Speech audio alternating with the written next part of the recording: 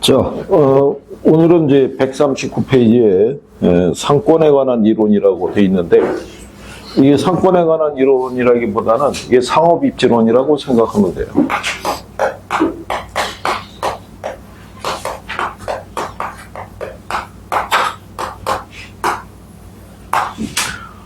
이게 이제 서양은 산업입지고 동양은 풍수지리 사상에 입각을 하고 있는데, 동양적인 사고에 입각한 풍수지리 내용은 출제가 안 돼요. 그러니까 여러분들 교과서에 안 실려 있는 거야. 그러니까 서양은 산업입지론인데, 농업입지론, 이제 공업입지론, 상업입지론, 이제 이런 순으로 발전이 되어 왔고, 지난번에 입문에서도 한번 얘기했지만, 농업입지론은 이 휘넨의 고립구 이론이, 그 다음에 공업입지론은 베버의 최소비용 이론이, 그 다음에 상업입지론은 크리스탈러의 중심지 이론이 대표적인 이론이에요. 그러니까 여러분 시험에 걔네들이 다 출제가 되는 거예요. 그러니까 출제자들이 이론을 선택을 할 때는 항상 최초, 대표적인 이론이 우선시 된다라고 생각을 한다. 이렇게 하는 게 내용을 정리할 때 도움이 될 수 있을 거예요. 그래서 상업입지론의 가장 대표적인 게 발터 크리스탈러의 중심지 이론이에요.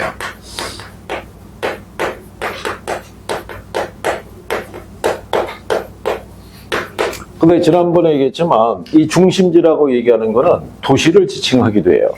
그러니까 도시는 도시민들에게 취업이나 교육이나 행정이나 금융 등의 서비스를 제공하는 것이 도시라고 생각을 하면 돼요. 그래서 서비스 산업이 3차 산업이니까 이게 상업입지론의 대표적인 이론이다. 이렇게 여러분들이 생각하시면 되겠고, 크리스탈러의 중심지론에서 포인트로 우리가 할 수 있는 게 뭐냐면 이걸 또 물어봐요. 크리스탈러의 중심지론에서는 공간상에 분포하고 있는 도시의 수, 규모, 기능, 이런 것들을 우리가 이제 설명을 해주고 있을 때, 그거를 얘네를 들여서 재화의 도달거리와, 도달거리라고 해도 되고, 도달범위라고 해도 돼요. 네, 최소 요구치에 네, 이 관계를 기초로 해서 공간상에 분포하고 있는 도시의 수, 규모, 기능, 이런 것 등을 설명하는 이론이 크리스탈러의 중심지론이라고 생각하면 돼요. 그죠? 그러면 여러분들이 상식적으로 생각했을 때 우리나라에 광역시가 몇 개 있어요? 우리나라의 광역시. 서울은 집어넣으면 안 되고 특별시니까 광역시가 몇 개 있어요? 갑자기 얘기하면 시험이 안 나오니까 다행이지 뭐. 6개 있어요. 6개.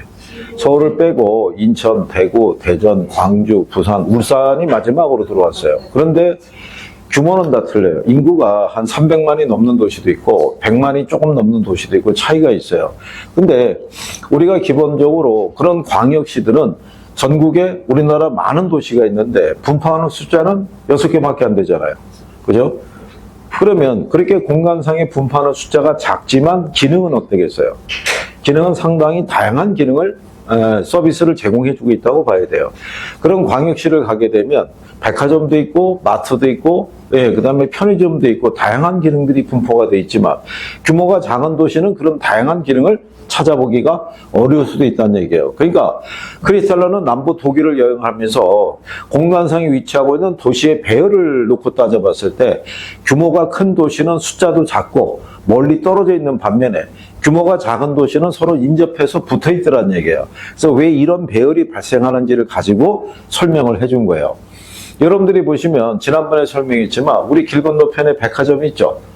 얘가 하나 들어서려고 그러면 고객 인구가 50만 이상은 돼야 돼요. 50만 이상의 고객 인구가 있었을 때 백화점이 하나 들을 수 있다는 얘기예요. 그러면 이 주변 다른 구라든가 도시에서 백화점이 없으면 여기로 와서 이 서비스를 제공받을 수밖에 없다는 얘기예요. 그래서 서비스를 제공을 해주는 거에 중심지라고 그래요. 서비스를 제공받는 걸 뭐라고 그래요? 그걸 우리가 배후지라고 얘기를 하는 거예요. 상권. 그래서 우리가 상업적인 활동을 하려고 그러면 상권에 관한 분석이 잘 이루어져야 된다라고 얘기하는 거예요. 이해하겠어요?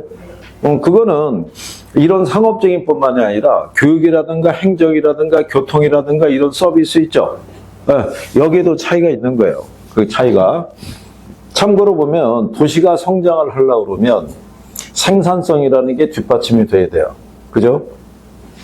우리가 여기 서울이라는 도시가 있으면 주변에 이런 위성도시들 있어요, 없어요?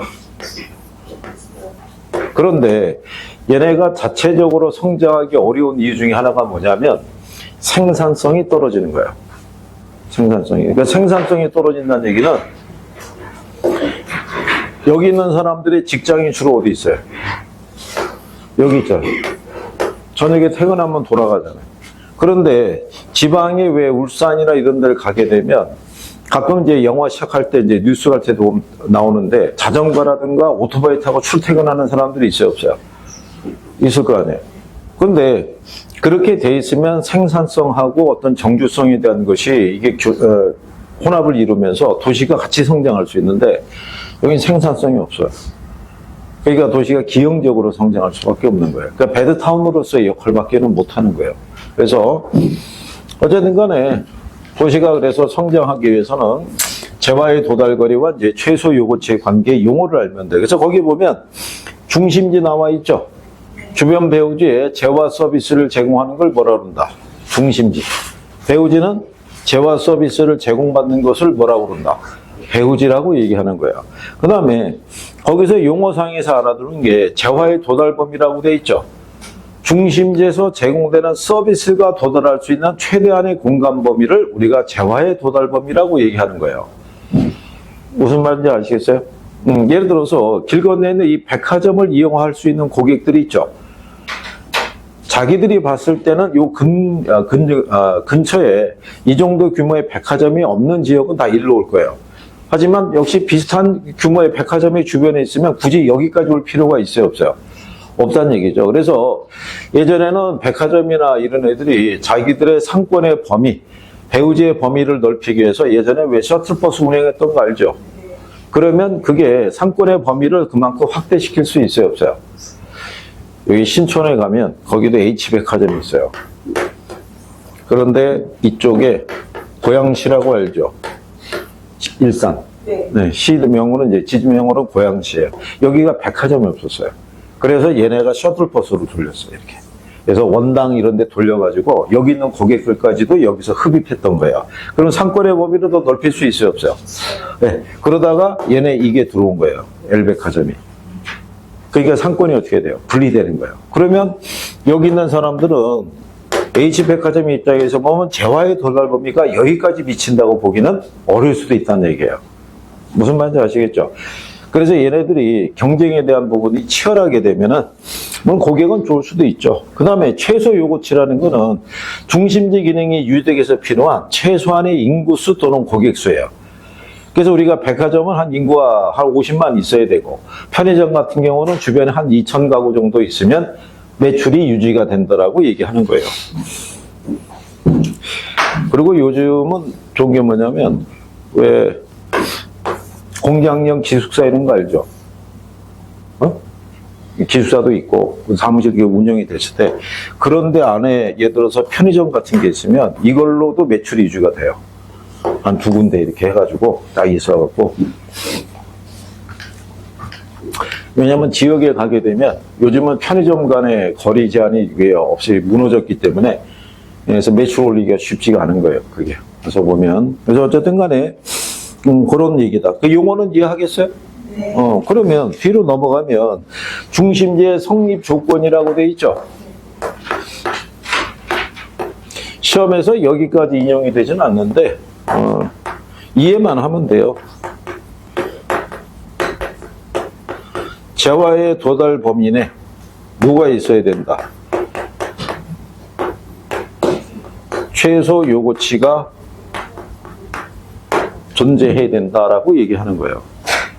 우리 교과서에는 그림이 없어요. 일반 교과서를 가게 되면 원형으로 설명이 되는데 그 내용은 뭐냐면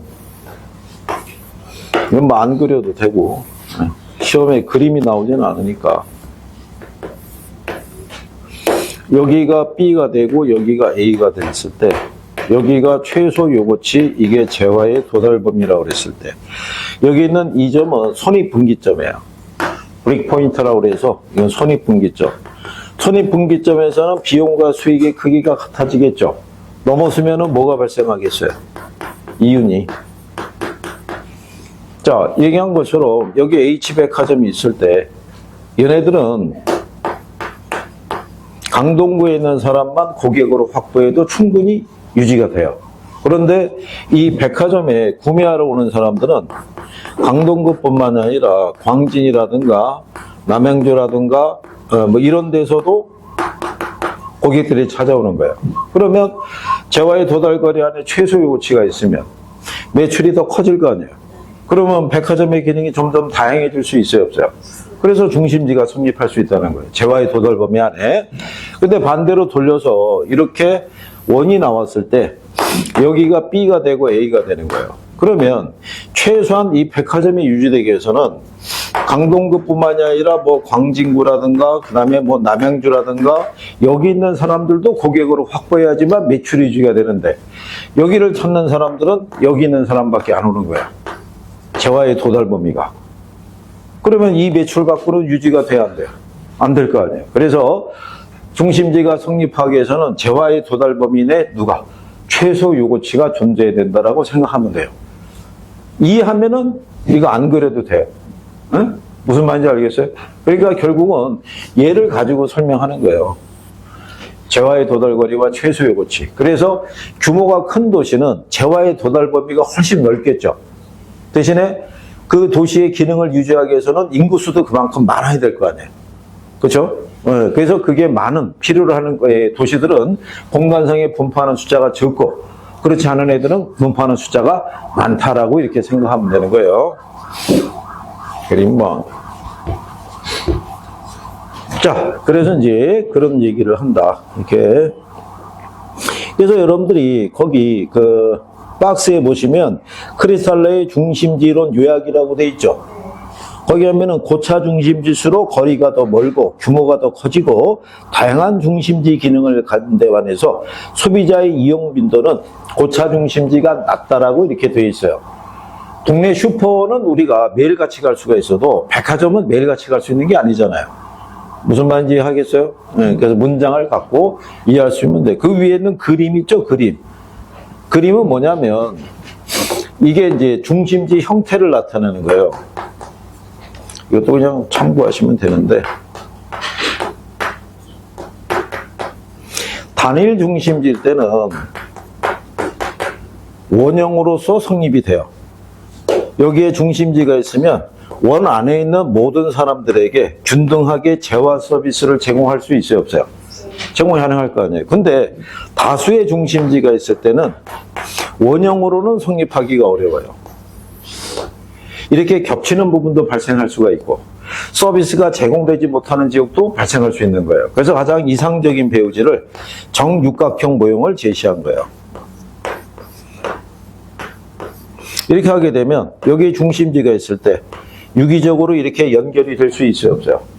있을 거 아니에요. 그러면 공급자도 재화 서비스를 충분히 제공할 수 있고 충분히 제공받을 수 있는 구조가 될 수 있다. 근데 이상적인 형태이기 때문에 현대 도시에서 이런 육각형의 모양을 갖고 있는 도시를 발견하기는 쉽지 않다. 이렇게 생각하면 돼요. 그게 이론적인 한계라고도 할 수 있다. 그래서 그렇게 여러분들이 구별을 하시면 되겠고, 그리고 이제 거기 박스 밑에 가게 되면 크리스탈러 이론의 한계점이라고 돼 있잖아요. 그죠? 예. 그래서 거기 가면 두 번째 줄에 고객의 다목적 구매 행동이라고 돼 있죠. 다목적 구매 행동이라는 의미는 한 번에 자기가 쇼핑을 하기 위해서 움직였을 때 자기가 원하는 다양한 상품을 구매할 수 있느냐. 그걸 목적으로 움직였을 때 그거를 옛날에는 설명을 못 했어요. 그러니까 옛날에는 마트나 백화점이 출연할 거라고는 생각을 못 했던 거예요.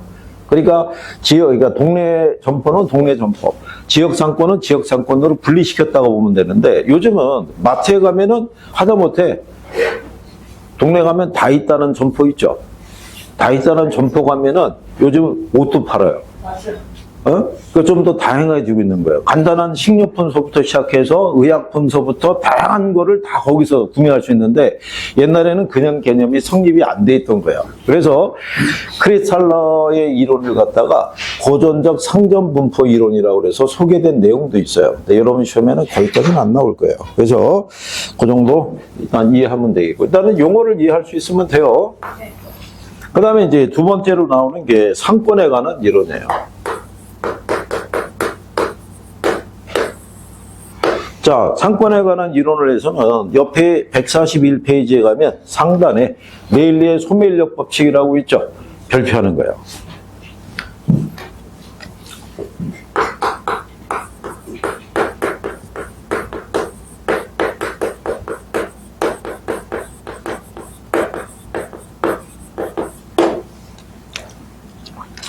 자, 레일리의 소매인력 법칙을 일단 별표하는 이유가 뭐냐면 이게 상권에 관한 이론을 최초로 규명한 이론이 레일리의 논리예요. 그러니까 여러분 시험에도 뭐가 제일 먼저 출제됐다.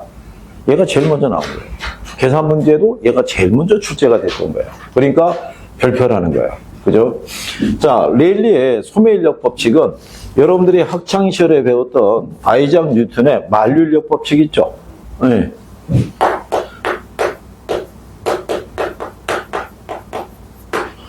만류인력이라는 건 제목대로 이 세상 모든 만물은 뭐를 가지고 있는 거예요? 유인력을 가지고 있다는 거예요. 끌어당기는 힘을. 뉴턴이 그 사과나무 아래에서 의자에 앉아 있다가 갑자기 쿵 소리에 사과가 떨어지는 걸 가지고 걔가 발견한 게 이거라는 거 아니에요. 그게 사과가 떨어지자마자 이게 떠오른 게 아니라 그 현상을 가지고 7년을 연구해서 발표한 게 만류인력 법칙이라는 거예요. 그게. 우리가 얼핏 생각할 때는 사과에 있다가 나무가 사과가 떨어지니까 그거 가지고 바로 그걸 개발했다는 게 아니라 한 7년 걸렸다는 얘기예요. 그럼 결국은 레일리도 그 원리에 착안한 거예요. 예를 들어서 두 개의 도시가 있으면 중간에 거주하고 있는 사람들은 이 도시 어디론가는 구매하러 가야 될 거 아니에요. 그러면 이 도시에서 가지고 있는 매력도에 따라서 끌어당기는 힘이 서로 다를 수 있어요, 없어요? 있을 거 아니에요. 그래서 만류인력 법칙의 논리는 질량의 크기에 비례하고 거리의 제곱에 반비례한다는 원리를 그대로 대입한 거예요. 그래서 레일리의 소매인력 법칙에 보게 되면 고객을 끌어당기는 유인력이 있죠. 유인력은 거리의 제곱에 반비례하고 이게 도시의 크기인데 얘는 인구를 대신했어요. 이걸 기억해야 돼요. 시험에 이거 물어보는 거예요. 고객을 끌어당기는 유인력은 인구의 크기에 비례하고 거리의 제곱으로부터 뭐한다? 반비례한다. 네. 저걸 가지고 답으로 유도한 적도 있어요. 그죠? 네. 그래서 거기 두 번째 줄에 보면 나와 있죠. 자, 두 개 도시 사이 위치한 지역의 소비자들에게 미치는 두 개 도시의 상거래 영향력의 크기는 중심의 크기에 비례하고 거리의 제곱에 뭐한다? 반비례한다라고 돼 있어요, 안 돼 있어요? 돼 있잖아요. 그거를 비례한다, 이걸 바꿔서 답으로 유도했던 선례도 있어요. 무슨 말인지 알겠나요? 그 다음에 경계를 얘기할 때 예를 들어서 A 도시하고 B 도시 있죠. 두 개 도시의 크기가 같으면 경계는 중간이에요. 끌어당기는 힘이 같으니까. 근데 만약에 A 도시가 B 도시보다 2배 이상 크다라고 그러면 크기는 루트 2대 1의 크기로 A 도시의 유인력이 더 커진다는 얘기예요. 루트 2를 계산하면 얼마 나와요? 1.4 나와요. 1.4대 1의 크기로. 그러면 A 도시의 유인력이 커진다는 얘기는 경계는 A 도시 쪽에 가깝게 가겠어요? B 도시 쪽에 가깝게 가겠어요? A를 버려보세요. 아니 상식적으로 괜찮다니까. 처음은 뒷맞을 수 있는 거예요. 처음은. 이런 거 아니에요. 이렇게 해서 A가 있고 B가 있을 때 이게 같으면 중간인데 예를 들어서 A가 B보다 크죠. 그럼 얘가 끌어당기는 힘이 더 커질 거 아니에요. 그러니까는 경계가 B 도시에게 가깝게 갈 거 아니에요. 무슨 말인지 알겠어요? 그래서 이렇게 됐을 때는 어느 쪽에? B 도시 쪽에 얘가 끌어당기는 힘이 더 클 거 아니에요. 영역이. 그러면 이걸 달리 표현하면 이렇게 나오는 거예요. A 도시에서 멀어질수록 멀리 떨어진 지역으로 이렇게 표현만 바꿔서 이렇게 틀리게 유도할 수 있으니까 얘는 이론으로 등장한 적이 없어요. 얘는 이론으로 2번인가 나왔어요. 근데 어차피 얘를 냈다는 얘기는 얘도 확대가 될 수 있으니까 경계까지는 알아달라는 거예요. 그러면 거기 위에 가면은 중간에 구매 지양 비율을 계산하는 공식이 있죠? 박스에. 네, 그거는 참고사항이에요. 이거는 그렇게 해서 계산하기는 쉽지 않다는 거예요. 단순하게 계산하면 돼요. 그러면 자, 우리가 뒤로 넘어가게 되면 144페이지를 가보세요. 144페이지를 가면 거기 하단에 예제 문제 있어요, 없어요? 자, 거기 예제 문제를 봤을 때 이렇게 돼 있잖아요. A도시는 인구가 몇만? 7만 있어요. 그 다음에 B도시 있죠? B도시는 인구가 몇만? 42만. 그럼 중간에 C라고 하는 지역이 있을 거 아니에요. 그죠? 그런데 거리를 물어보면 A로부터 C라는 이 지역까지의 거리가 몇 킬로? 10킬로. B도시까지는 몇 킬로? 그러면 다 줬잖아요. 이거를 여기다 대입하면 돼. 그러면 A도시는 자, 인구가 몇만? 7만. 거리가 몇 킬로? 10의 제곱이니까 100이에요. 그러면 봉두개 빼니까 얘는 700 나온다는 거. 그럼 B를 가게 되면 인구가 얼마? 42만이에요. 20의 제곱이니까 얼마? 400일 거 아니에요. 그러면 나누면 1050 나와요. 그러면 얘네가 유인력의 크기를 계산할 때는 화포나 똑같아요. A와 B의 유인력의 합계를 기준으로 했을 때 A를 구하라고 그러면 여기다 A의 크기를 대입하면 돼요. 그러면 다 구했잖아요. 구했으면 두 개를 합하면 얼마? 1750원. 1750분의 700이잖아요. 이거를 나눠서 계산하면 소수 나오겠죠? 0.4니까 몇 프로? 40%. 그러면 100을 기준으로 했을 때 한쪽이 40%면 나머지가 몇 프로? 60%. 그런데 거기 가게 되면 자, A도시가 40%라는 것 있죠? 몇 번밖에 없어요? 그게 답이에요. 그럼 왜 이렇게 해주느냐? 이걸 두 개를 계산해야 되잖아요. 얘까지. 근데 우리는 계산 문제도 1분 안에 풀어야 돼요. 그러니까 하나를 풀면 답이 나오게끔도 배열을 해주는 거예요. 응? 자연스럽게. 근데 그걸 모르면 여기서 B까지도 계산 또 해야 안 해요. 시간 낭비잖아. 응? 그래서 계산 논리가 나오면 하나를 풀면 먼저 지문을 가지고 번호를 압축을 시켜주든가 해줘야 되는 거야. 그래야지 문제 푸는 시간이 더 단축이 될 수 있어요, 없어요? 단축이 되는 거예요. 그리고 얘네를 비례식을 대입해서 풀 수도 있어요. 비례식을. 그런데 비례식도 다 해드려 봤는데 좋아하는 사람이 있고 싫어하는 사람이 있어요. 왜? 단순 계산도 싫어하는데 비례식을 해가지고 내항은 내항끼리 외항은 외항끼리 곱해야 된다? 이런 거 하면은 싫어하는 거예요. 근데 단순하게 하면은 그렇다는 거예요. 예를 들어서 크기하고 뭐가 있어요? 거리. A하고 뭐가 있을 때? B가 있을 때. 자, A도시가 7만이죠. B도시는 얼마? 42만. 그러면 B도시가 A도시보다 몇 배 커요? 6배 커요. 76에 40이니까. 그럼 거리는 얘가 몇 배가 멀어요? 2배가 먼데 거리의 제곱이잖아요. 그 1대 4가 되는 거예요. 4배 멀다 이런 얘기. 그러면 1대 6이 1대 4가 되죠. 그러면 내항은 내항끼리 외항은 외항끼리 곱하면 어떻게 해야 돼요? 4대 6이 나오겠죠. 4대 6이니까 10분의 4와 10분의 6이란 얘기잖아요. 그러니까 A가 40%, 10분의 4니까. 얘는 몇 프로? 60%. 그런데 이 수치가 딱 안 떨어질 수가 있단 말이에요.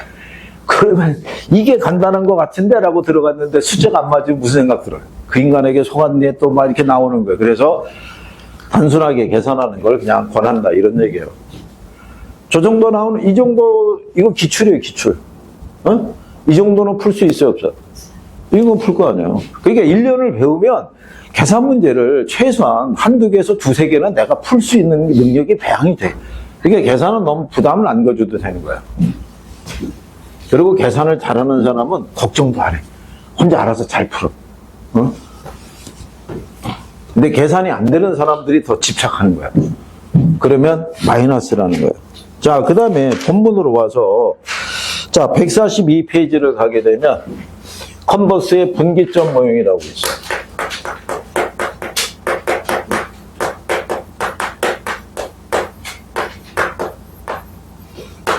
컨버스의 분기점 모형을 수정 소매 인력 법칙이라고도 얘기를 해요. 이거를 자, 제목이 수정 소매 인력 법칙이라고 얘기하는 거는, 자, 지금 우리가 레일리의 논리를 따른다 그러면 B가 있고 7만이 있고 42만이 있었을 때 여기 C라고 하는 지역이 있으면 이쪽으로 40%, 이쪽으로 60%가 구매 이제 유인이 된다는 얘기인데, 그게 A 도시로부터 몇 킬로 떨어진 지점이고 B 도시로부터 몇 킬로 떨어진 지점이냐, 즉 구매 지향점이 같은 지점이 몇 킬로 지점이냐는 것은 레일리의 이론에서는 확인할 수가 없었던 거예요. 그거를 수정을 하기 위해서 이 사람이 식을 만들어냈는데, 이것도 복잡한 게 있어요. 근데 여기 식대로 한다 그러면 거기 A 도시에서 분기점까지의 거리라고 그래서 거기 박스에 식이 있어요, 없어요? 근데 문제에서 이렇게 주는 거예요. A라고 줘요. A를 기점으로 주면은 루트가 들어갔을 때 요 분모에 A가 들어가는 거예요. 분모에. 그리고 여기가 B, 여기는 A, B 간의 뭐 거리를 주는 거예요. 거리를. 그러면 얼핏 보면 되게 복잡해 보이는데 단순한 거예요. 너나 단순하지 그러면 안 되고, 거기 보면 자 147페이지를 가보세요. 147페이지를 가게 되면 4번 문제 있죠. 찾았어요? 자, 컨버스의 분기점 모형에 기초할 때 A와 B의 상권 경계 지점은 A시로부터라고 주어져 있잖아요. A라고. 그러면 분모에 뭐가 들어오는 거예요? A가. 근데 거기 다 줬잖아요. 거리는 몇 킬로라고 줬어요? 45. 그 다음에 1 플러스 A의 인구가 몇만? 84만. 그러면 84가 분모로 들어가는 거예요. 그럼 분자가 얼마?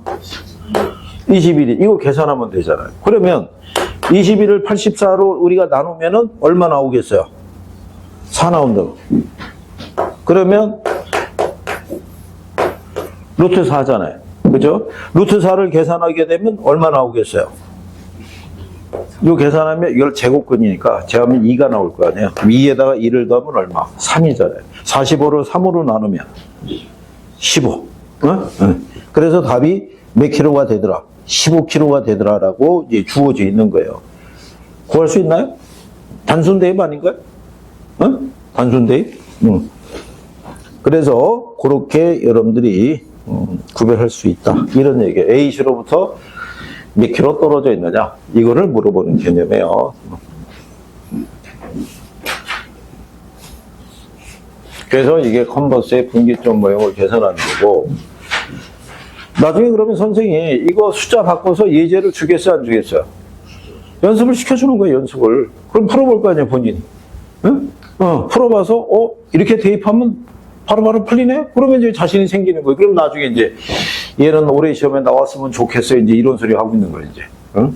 복잡한 건 한다, 안 한다? 안 한다는 거예요. 내용 자체는 무슨 말인지 알겠어요? 그래.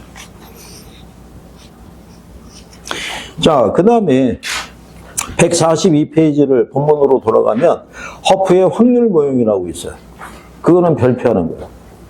얘는 왜 별표를 하냐면 레일리하고 컨버스의 논리는 이론보다는 계산적인 논리를 더 많이 활용을 하는데, 허프 모형은 이론과 계산의 두 가지를 다 활용할 수 있어요, 출제자가. 그래서 얘가 조금 더 빈도가 높아요. 그러니까 계산을 안 내더라도 이론으로도 최근 5년 사이에 2번 나왔어요. 그러면 우리 이제 교과서에서는 허프의 확률 모형이라고 되어 있는데 중력 모형 이론이다라고도 얘기를 하고 다양하게 표현할 수도 있어요. 예. 그런데 우리가 이제 지금 해보면 레일리하고 컨버스의 논리는 딱 2개의 도시를 기준으로 선택을 해야 돼요. 그러면 여기 C라고 하는 지역에 거주하고 있는 사람들은 선택할 수 있는 게 A 아니면 어디에서? B에서. 그러니까 레일리하고 컨버스의 모형은 미국의 농촌 지역에 있는 소도시를 중심으로 한 결정론적인 모델이라고 그래요. 이미 결정이 돼 있다는 거예요. 이 사람들이 선택할 수 있는 공간 범위가. 그건 왜 그러냐면 1930년대는 미국도 교통이 발달하기 전인 거예요. 내가 아까 그 도시가 어떤 성장을 하려면 생산성 이런 게 있어야 된다고 그러는데 대도시 같으면 인구가 많이 유입이 되겠죠. 유입이 되더라도 그 사람들을 흡수할 수 있는 가장 큰 이유 중에 하나가 뭐냐면 교통체계가 발달이 되는 거예요. 구석구석까지. 서울의 지하철 노선도 본 적 있죠? 안 가는 데가 없잖아. 안 가는. 근데 지방을 내려가게 되면 지하철이 그렇게 촘촘하게는 없는 거예요.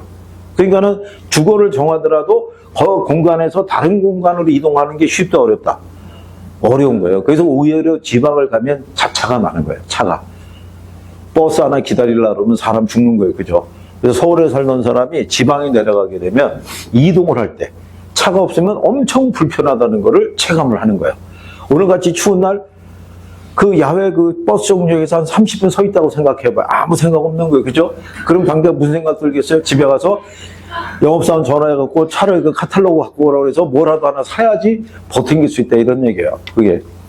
우리도 이제 강의하다 보면 지방에 있는 데 갈 때가 있는데 왜 이게 뭐, 그 전형적인 농촌길 이렇게 쭉 가다 보면 저쪽에 아파트 단지 이런 게 쫙 보여. 주거지가. 근데 들어가다 보면은 차들이 보이는데 왜 저 차가 그렇게 많을 수가 없어요. 그래서 도대체가 이 동네 사람들은 어떤 소득수를 갖고 있길래 차가 이렇게 많을까 싶었는데 나중에 봤더니 이동하기에는 너무 불편한 거예요. 대중교통수단을 가지고.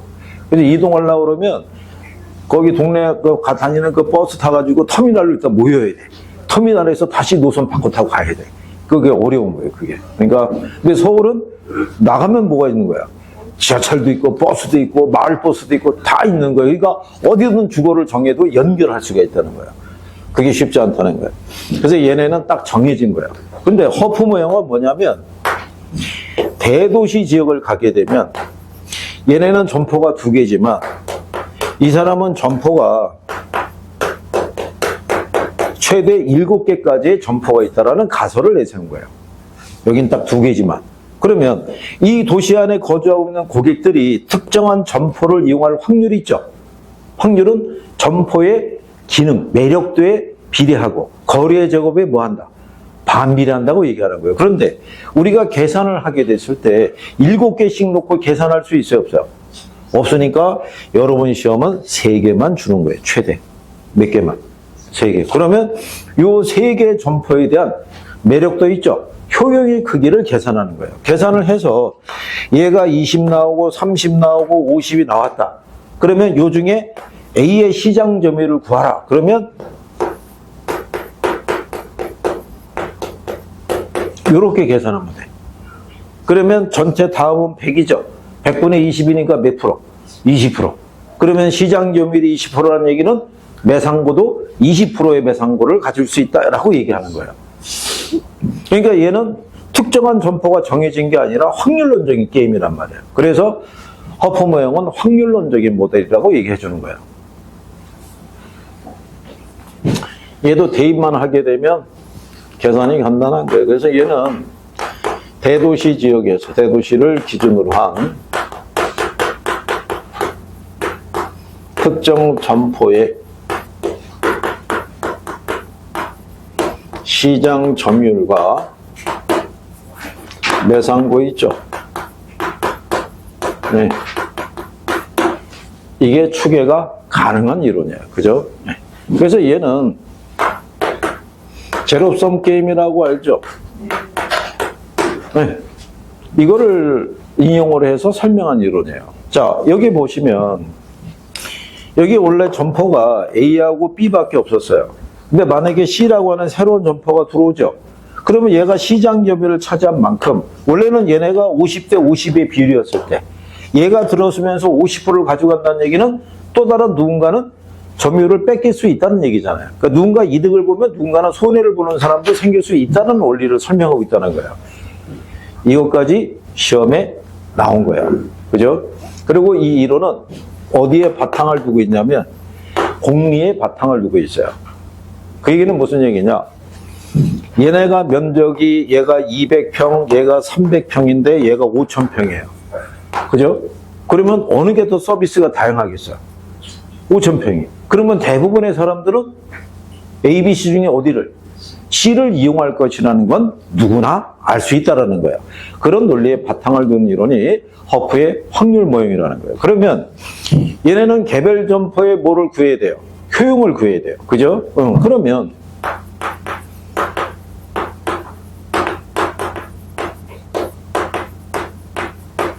개별 점포의 효용은 이게 거리고 이게 매장 면적인데, 자, 여기 보면 레일리의 모형에서는 거리에 뭐를 했어요?